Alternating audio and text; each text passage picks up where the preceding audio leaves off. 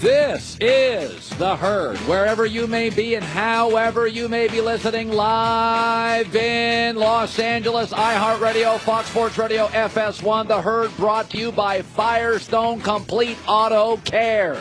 Keep your car running newer and longer. All-time great game one. I'm driving in this morning, people talking about all sorts of stuff, and I think they're talking about the wrong stuff. Let me start with this. If I'm reading something, I'm reading this piece of paper and I can't make it out. Oh, I can't. I got to put on glasses. Oh, okay. Wait, I still can't read that thing. Then the glasses are useless.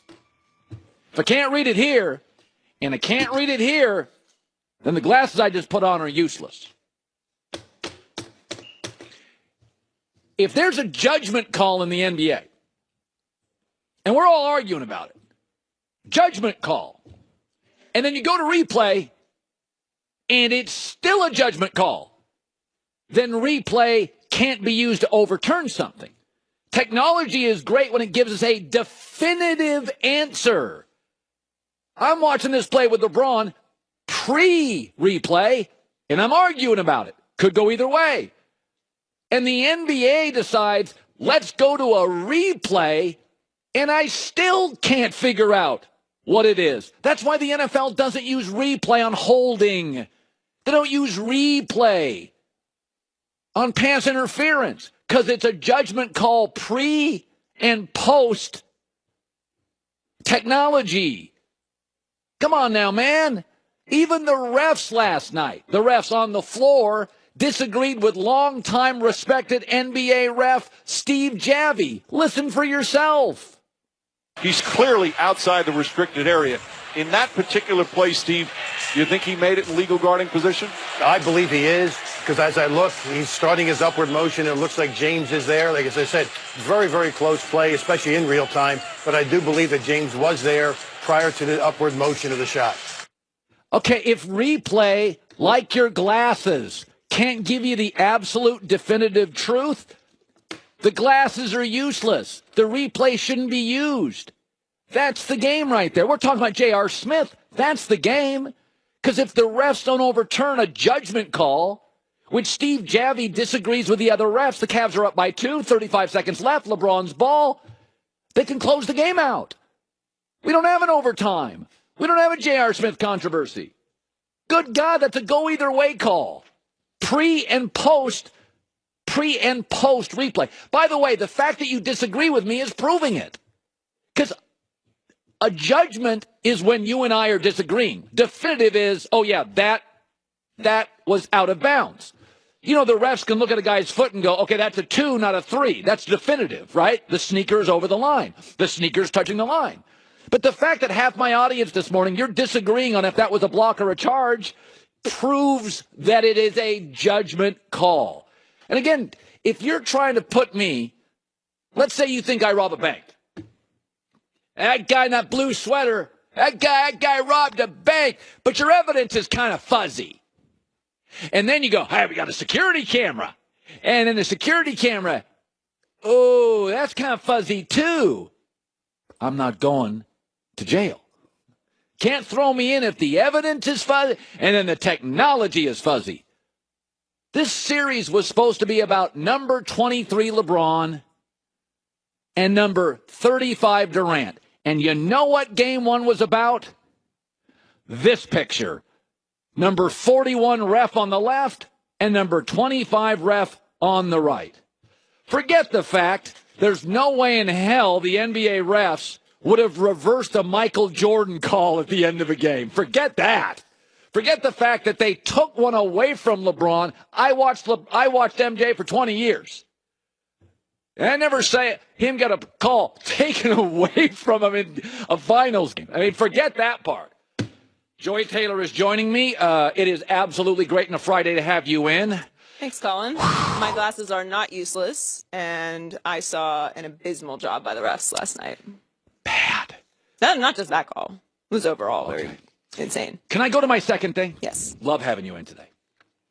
You know who's really, really happy about that J.R. Smith blunder? Really, I know somebody's really happy. Well, call them the Warriors. No. Not just the Warriors. You know who's really happy about that bonehead play by J.R. Smith? Kevin Durant. Let me read you the guy you think is better than LeBron. Let me read you his fourth quarter. 0 for 4. 3 points. 2 on a free throw and an overturn call. He let J.R. Smith, with 4.5 seconds left, 6 inches shorter, jump over him and snag a rebound. Kevin Durant didn't take a shot in overtime. When Kevin Durant was guarding LeBron James, LeBron was 10 for 15. Kevin Durant, again in a fourth quarter, stunk the joint up. And nobody's talking about it. This morning, all we're talking about is that blunder by J.R. Smith. And Kevin Durant's the luckiest guy in the world. Hell, you're saying LeBron wasn't good in the overtime. Kevin Durant didn't take a shot in the overtime. Kevin Durant was invisible in the fourth quarter. This is what's amazing about Kevin Durant. The gap between 1 and 2 is amazing. Kevin Durant got the Western Conference Finals MVP. You know the most memorable thing about Kevin Durant in the Western Conference Finals was a story. And Durant didn't even tell it. Steve Kerr did. When MJ was with the Bulls, we had a playoff game, and he kept trying to score. And he was scoring, but we weren't getting anything going.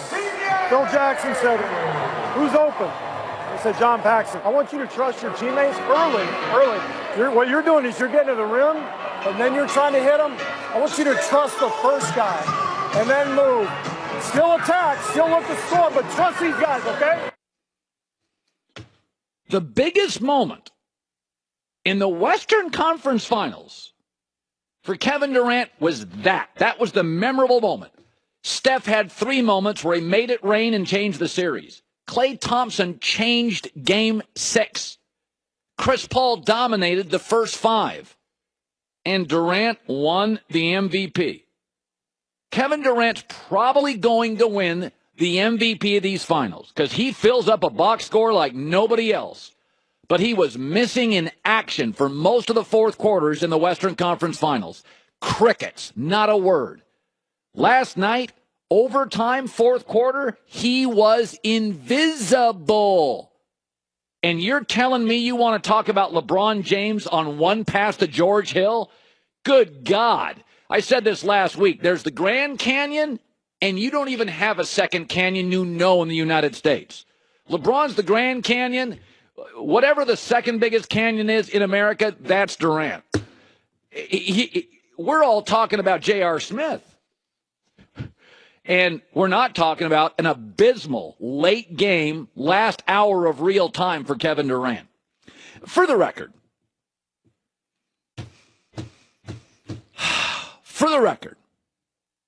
I've been speculating. It's part of my job. I think it's fun.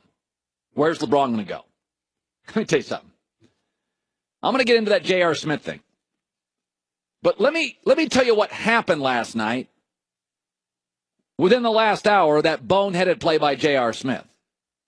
The Sixers, the Spurs, the Lakers, and the Rockets were on their phones texting LeBron James. Because recruiting's about 2 things. It's about showing love. We love you, LeBron. You look great in a Sixers jersey. We love you with LeBron. You look great in a Houston Rockets jersey. The other thing about recruiting is kind of sniping at your current environment. Let me just tell you something. Chris Paul was on his phone last night texting LeBron. Hey, I knew what the score was. Yeah, JR, cuckoo. I knew what the score was. That's what Chris Paul was texting LeBron last night. That's called recruiting. And Greg Popovich was also recruiting and texting LeBron last night. Popovich was saying, hey, I'd have called a timeout. I'm not going to mention any names, but I would have called a timeout. And Brian Colangelo, the general manager of the Philadelphia 76ers, was also texting or tweeting LeBron James last night. Well, on one of his burner accounts. Hey, LeBron, the Sixers always know the score. I hear their GM's a great guy from Phila 1, 2, 3, 4, 5, 6, 7. Recruiting is showing love and providing examples of weakness. Sixers, Lakers, Rockets, Pop and the Spurs were all tweeting and texting at the King last night. Coming up next, we have seen something in the last 48 hours that is wow. I told you yesterday, LeBron laid the groundwork for leaving with the key number being 3. He added 3 more to that 3 last night. That is coming up. We are packed today. Doug Gottlieb, Antonio Daniels, Jason Whitlock, Joe Varden, who covers the Cavs. He'll be joining us. You ever shower, brush your teeth, try to make your hair look good? Well, I actually hope so. If you do, it's called Dollar Shave Club. They'll help you in all those categories.